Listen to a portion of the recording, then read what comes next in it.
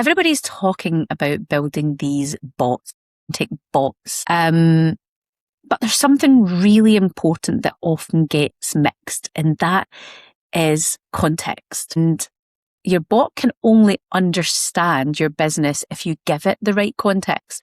Have you ever been using, one of your models, ChatGPT, for example, and you're chatting, it's doing great, and then all of a sudden it just starts making up nonsense, or it's not doing it the way that you want it to do, that you're like, you've told it a million times and it just still reverts back to that annoying thing that it's doing, or it just starts making up stuff. You might have the most intelligent AI model. You might be using Fable, you might be using 5.6, whatever it is, whatever the model is. But every time they walk into a room, every time you're using that model, they've completely forgotten the conversation you've ever had. They're not remembering anything, and you're having to almost reiterate yourself over and over and over and over again.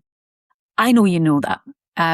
And this is something that we build in Made Tech, is we build that context. Now, we use for our context, we'll get into this in a second, we mainly use Obsidian as the brain, and I will show you this in this episode and how we've structured that. But it's understanding why you need this context. So context essentially turns general intelligence into business intelligence. You need that, because without that, you're going to be wasting so much time.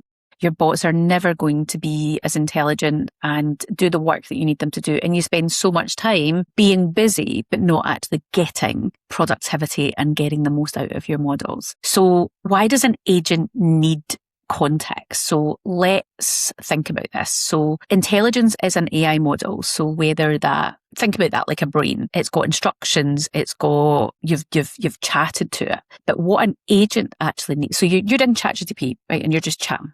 And that's great for just, hey, I'm in this city and I wanted, let me know the best restaurants. Or, hey, I am thinking about buying this car. Can you give me, the best reviews on this, the best quotes? It's great for just dirty stuff like that, but it's not great for actually getting work done. And everybody's talking about building these bots, agentic bots. And agentic just essentially means agency. It can carry out something. It's got a goal, and it's able to carry that out without you having to input all of that stuff in. So you've given it all of the information and tools that it needs to do the job that you're asking it to do. Almost think of an agent like an employee. You have to give your employee the right information about your business. It needs to know, what does your business do? Who are you? What is your role? What are you allowed to do? What you're not allowed to do? You need to give it access to tools that it needs. So if you want it to search the web, it needs to have browser or web access. It needs to, maybe you want it to send emails. So it's going to need access to some sort of email suite. If you're wanting it to communicate with your team, possibly Slack or similar, it's going to need access to those tools. So tools are like the stuff you give it access to. So start thinking of these agents like an employee, and what role do you want that employee to carry out? And you need to give that employee the right context, which is the bit we're talking about today, and the right tools to carry out the job that you are asking it to do. And if you half-arse that and don't give it the right information and the right context and a way that it can read that context quickly and easily and oversee what's going on, then you're just going to get frustrated and you're going to hate your bot. It's going to be a naughty employee that's not going to do what you want it to do, and you're probably just going to give up and you're not going to use it. So if you've been in that place, then stay tuned. Right, so agentic bots, agents need intelligence, so they need a model, whatever model you're using. And you don't want to just always go with, I think Fable would probably be, I think we'd all agree, Fable, as I'm making this, is the most intelligent model out there just now. But you don't always need the most intelligent model, and you're going to burn tokens really quickly if you're always using the most intelligent model. Sometimes using a simpler model for that task or for that agent is the right thing to do. So you're using a model, so whether that be something in Codex or whether that's something in Claude, so Fable, or whether that is 5.6 or some of the new Sol 5.6, whatever it is, whatever you're using. It needs a set of instructions, so it needs to know its role, its objective, and its preferred way of working. Now, some of the things that you can do now with your agents are so cool. So especially inside Codex, which is my super app of choice. I love Codex. That's what I'm mainly working in daily. And what that they introduced probably a couple of weeks ago now was the ability to record up to half an hour. So for example, if I've got a particular workflow that I'm wanting to train one of my bots in, I can record myself, possibly that, inside Codex. You don't need to use Loom or anything else now, although you could do it that way too. So basically screen record myself doing the job, doing the task, up to 30 minutes of information as I'm making this. That might increase or decrease. And I can then tell the bot to basically train itself on what I've just done. So it's almost like I was training a member of a person, a member of my team. Let me show you how to do this task, like I would be doing with my mouse. And I'm going to show you how to do this. Okay, now you've got that. You're now trained on that. So you can do those kind of things. So you're given that instructions, and that then gets saved into the right file format for that agent to then carry out, or it gets saved into a skill that agent can then use and do.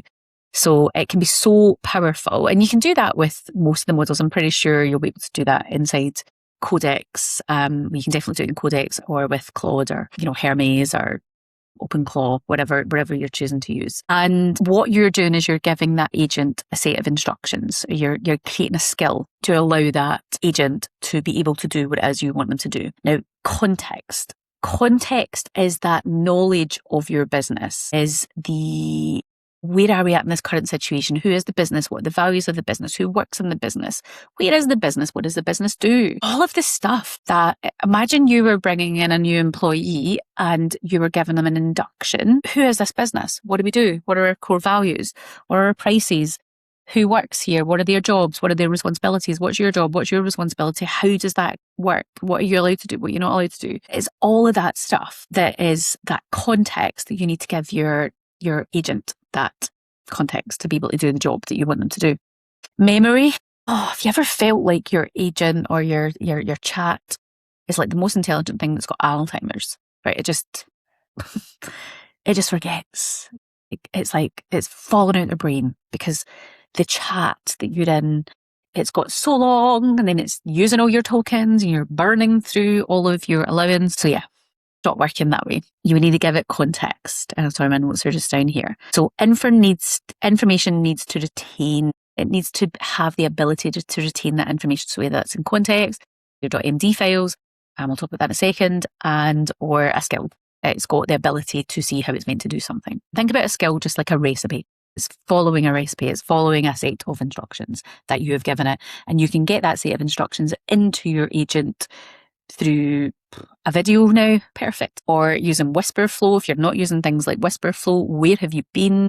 You can talk faster than you can type. If you are still typing in this age, you're so far behind. So things like Whisperflow, you can be chatting back into your bots to get that information in, or you can also be videoing yourself in. It needs access to tools, as we said, so that might be email, calendars, documents, databases, and software. So in one of my businesses inside, so for example, let me give you a real world example. So we, as well as having our clinics, have our Pilates. So we have 3 studios across Glasgow where we have hundreds of people a day booking and cancelling and buying and doing stuff, physically doing stuff. And it's an in-person thing, so it's not all online. But they have to book and do stuff online. Now, we have our lead magnets, which for us is a free class pass. Now, we want to give new people something of high value, which for us is a free class. So we give them a free reformer class to come into our database and into our system to use a reformer class. Now, if we just had that open inside the system we use, which is called Glowfox, it's not my business, that is a company, I believe they're based in Ireland, and it is a management system for Pilates. Well, it can fitness type things. What it does is it gives our clients an app, an easy way to book. It does recurring payments. So it just manages that for us, but it doesn't allow API access. Now, to move away from that business, I could probably build my own system, but that's a complete waste of my time right now. It's possibly something that I might do in the future, but right now I don't want to. There's a system that works, that's got all those standing orders in, that's working, people are using the app, so we ain't rushing to change that. But I am frustrated by that system because I cannot get my agents doing work in it because it doesn't allow API access. So if you don't know what that means, is think about an API access like a cable. It allows that system to plug into whatever other system or agent that you want. So I want for this one workflow, so think about a workflow like a job that I want continuously happening. So we have a free class. This is a workflow. This is a task that I used to have a human do. So what would happen is people would claim a free class. They come into our ecosystem. They claim that free class. They go into our website or they go into an ad somewhere and they come in this funnel. Email, name, address, all goes in. And the part of this workflow, they are then asked, download our app, Glowfox app. When they download our app, that then triggers a task inside Glowfox, add a free class. Now I hear you saying, why do you not just let the free class just go on automatically? Well, think about the implications of that and the abuse of that. So if we just had it that it wasn't checked, then think about all those people that would just be like, oh, I can just like set up another account and just get another free class. And so we needed a human to be in that loop, which, let's face it, humans, the more you have humans involved, the more errors there will be. So I couldn't have API access to have this more automated, so I had to get a bit creative. So we had this task being created. Louise or Lulu would then come in and see that task. Now that task, we also had an email going into them as well and notify them, a little Slack ping, hey, we've got somebody claiming a free class pass. But say that happened on a Saturday night or Sunday over the weekend, we're generally down to skeleton staff, or it's 8 o'clock at night and that person's going to book in the next morning. They're going to get frustrated because that free class isn't going to be actioned until the next morning when somebody's in. So there's lots of issues with this pipeline. And so they would then go into Glowfox, see the task, check that the person is a legit person, check that they're not taking the you know what and claiming lots of free classes. They would then manually add that free class onto their account. They would then manually, inside the system, text the person to say, hey, your free class is on, because we want that. We want them to know you're good to book, go book your class. They would then manually add them into our CRM system, which is, we call MedTech, which is a white label of Go High Level, their CRM system. So they would take that data and manually input that into Go High Level, tag them inside Go High Level so that they're in a workflow inside there as well. So that then triggers various different automations behind the scenes. There was other ways they would get into that workflow as well, but let's just say that way. So you can see all these steps. All we're wanting to do is give somebody a free class. Now, that person, Louise, usually would then tag them free class inside Glowfox. They would close off the task and job done. So it would probably take Louise, a couple of minutes to do that. And that was her job, check for free class passes every day, kind of doing the tasks. And I just thought, there needs to be a way. And it got to the point where I want to move away from Glowfox because I couldn't automate this in a way. I couldn't have my bots. So what I did is I created an agent inside Codex. That's my harness of choice. And what that agent's job was that. Literally just that, what Louise was doing, going into Glowfox, checking. So I did a screen recording of us doing that, creating that, adding the class on, all the checks, ticking the right boxes, texting the individual, taking that information and putting that into Go High Level and tagging them in there, closing the tag off, done. And what we did with that is we gave the agent context. It had a skill that I had done that recording of that. This is exactly what you do. I gave it a recipe, instructions, and I gave it access to a very controlled browser control. So we locally set up browser control. So we have a local server, and that agent, literally such a simple little task, has that task, and that task runs, and we had to set it up via cron. So that's just basically like a thing that tells it to run. It just runs, and it runs every 10 minutes. That's now done. So I've given that agent a skill via recording what I was doing.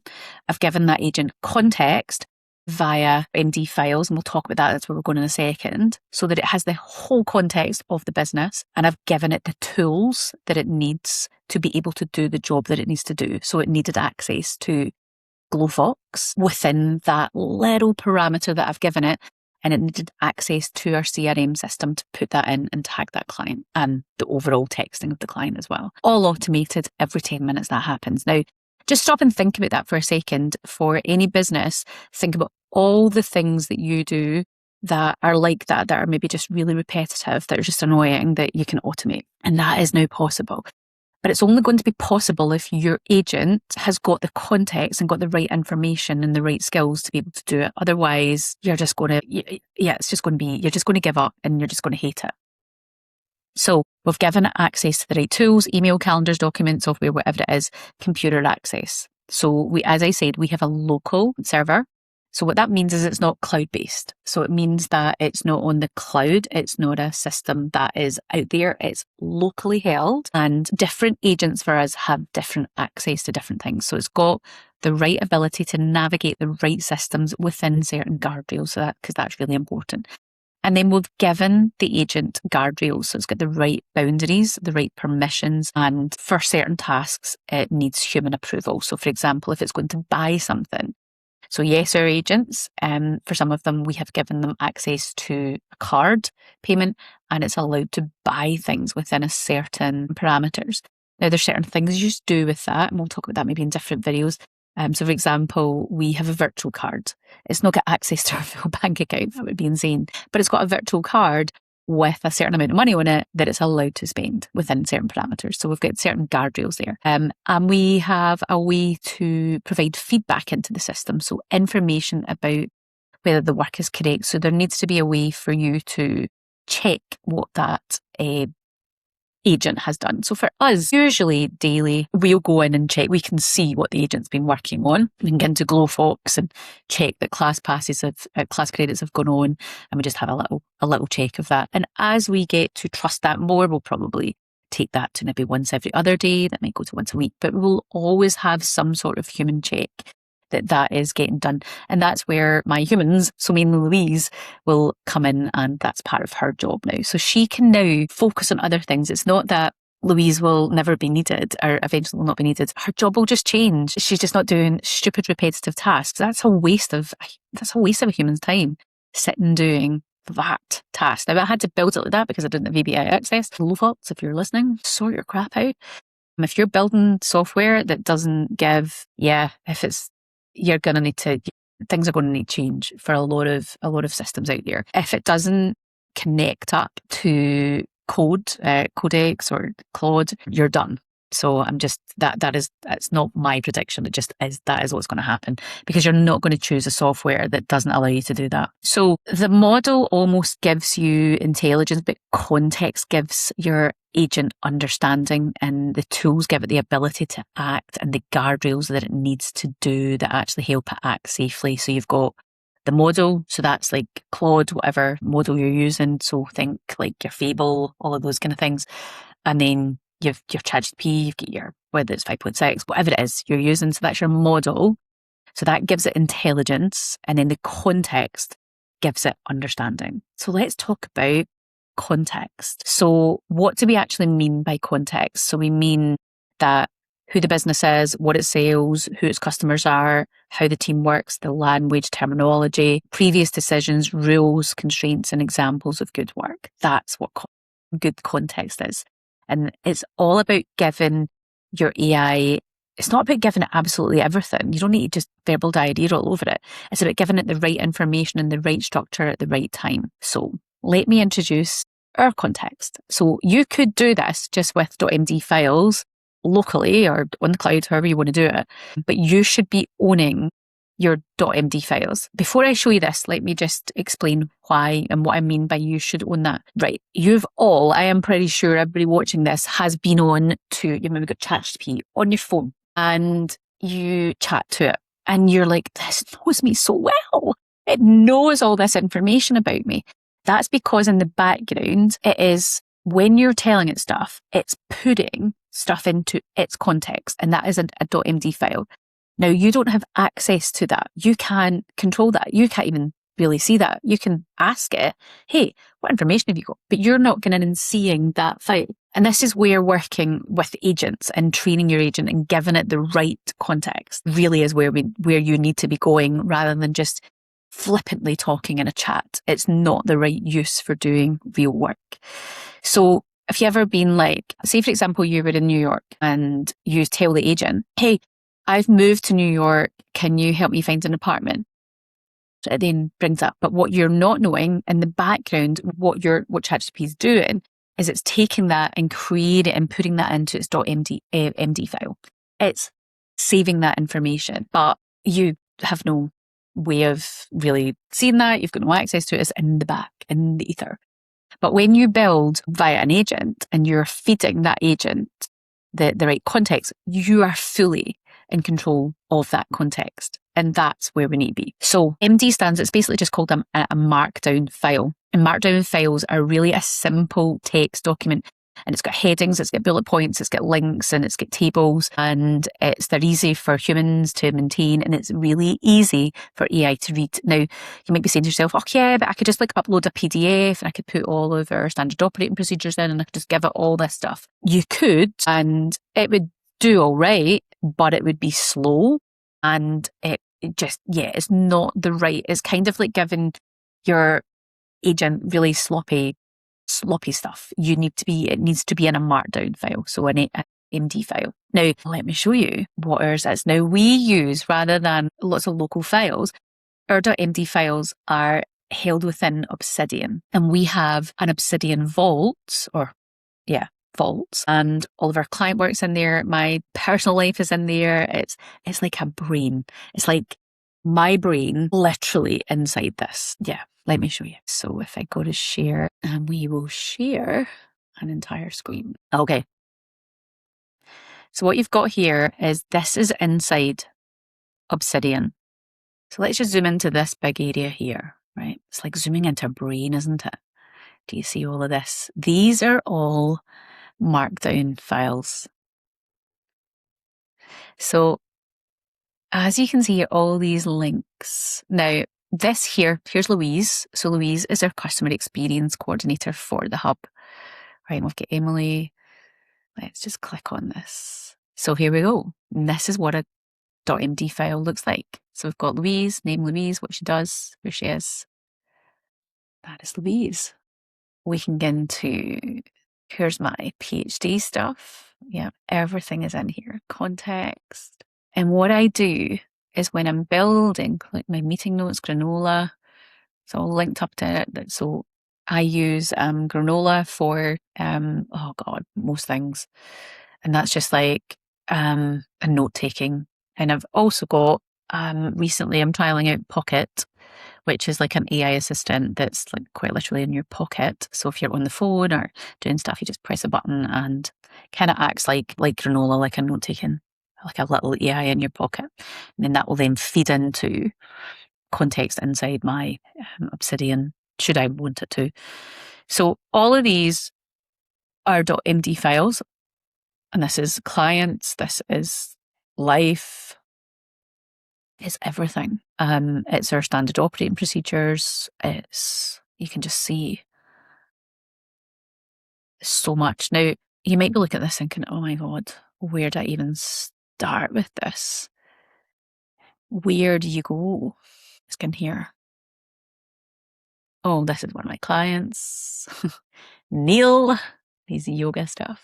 And I don't really need to know client handbook. There we go.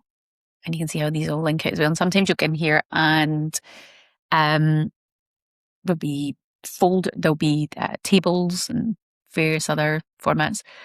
But beginner server, Twilio, medtech product ecosystem. Let's go in. Oh, look at this. Reception, all of the different things we do for clients. And this might feel a wee bit overwhelming for you, right? Oh, this is our Step It Forward one. And this is something I'm working on. It's like a community project that we're doing in Glasgow. So the whole context is in there. But this is the brain. Hopefully you can see. But it just looks insane, doesn't it? I love it. I don't often come in here. I maybe come in and update something. But to be honest, my agents do that. So when I'm working, I have Obsidian. So let's just keep this simple. I have Obsidian. I have given my agents Obsidian as a tool. And when I'm doing anything, my agents, I have a skill. So a skill, as we said, is a recipe. So I have a skill for my agents that my agents must follow. And part of that skill is Obsidian, checking Obsidian for context. So that is part of their remit. They have to use Obsidian as part of building anything, doing anything. This is the source of truth. Everything's updated in here. They check for information in here. So everything's in little folders, and it then is able to access whatever context it needs based on whatever clients I'm working with, or own life. So even, goodness, I've got my whole life in here, in a completely separate area to my work. But my agents have oversight of what I've given them oversight to allow them to have context, so they can help me just manage my mad life. As many of you may know, I have businesses, I'm doing a PhD, so also studying, I have 3 children, and life, we all have really busy lives. So hopefully that gives you a little bit of, I hope it gets you a little bit excited. But context is so important. And if you're not giving your agents context, then you're just, it's kind of like having an agent with a memory issue. It's like having the most intelligent agent with Alzheimer's. That doesn't remember anything. It's got nowhere to go. You've constantly got to remind it.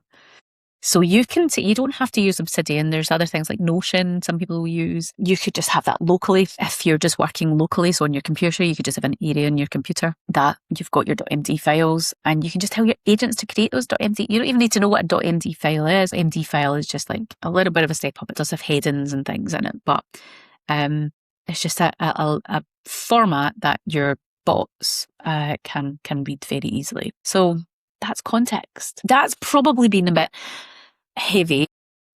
I've never been shy of it. I've always embraced it. I've always embraced change. So I'm inquisitive and I love it. And I know that not everybody does. So this is the type of work that we do. So when we're building something, working with clients, the context is there for them. So whatever that project is, various different things we do, it just depends what it is. So we solve problems for people. So it could be something as simple as they just want a voice AI bot. So that they don't need that, but they've got something, they've got a knowledge base that is their context, and it's written in .md files, and the agent has access to that easily. So they've got access to the tools. So we build stuff like that for people. That's really easy to do. You can build websites and various different things, but having your website built for AI now is really important, not just SEO. SEO is still important. How important is that going to, who knows where that's going to be in the future? It needs to be readable for agents, because I think maybe about 6 weeks ago, the traffic on websites for the first time was more agents using browsers than humans. Just stop and think about that. So stuff that's happening online and browser use, for the first time, more agents were using than actual humans using. That's where things are going to go. So you need to have your systems built for those bots to be able to get access to it. So if you're certainly like a service-based business and you need people to find you, your website and your systems and things need to be set up for bots to be able to find you and read you. Yeah, things are moving pretty quickly, and it's only going to, I mean, I'm making this just now, and I bet in a couple of months this will be, I'll need to, and I will update and we'll keep going, but this will all change, and we'll have to move again. So yeah, it can be a bit unsettling, can't it? But I don't think the things that I don't predict are going to change is being able to give your bot in some way context. I think it maybe will just get easier to feed that in to these bots. Everybody's saying they've got these agentic, they've got these agents. What is an agent? And it's basically just the main difference between just going onto your phone and using ChatGPT is that you have given it's got skills, it's got access to tools, and it's got context. That's what an agent is. And you have given it agency, because that's where the agents come from. You've given it to do something, to do a task, a skill, a job. So think about agents as just an employee. So you need to onboard that agent just like you would an employee. So you need to give it tools, the context, and the the intelligence that it needs, so the model that it needs to work on. And without those three things, it's just going to be crap. You're just going to probably what you're already getting with ChatGPT, you're just getting frustrated, and it can do some things, but you're like, it's not that good. It's great for just doing a bit of research, or just you are just tinkering out the edges. There's so much you can do. So go get creative. Do not be overwhelmed by this. It is not difficult. Your agents, your bots can build that for you. I did not build that.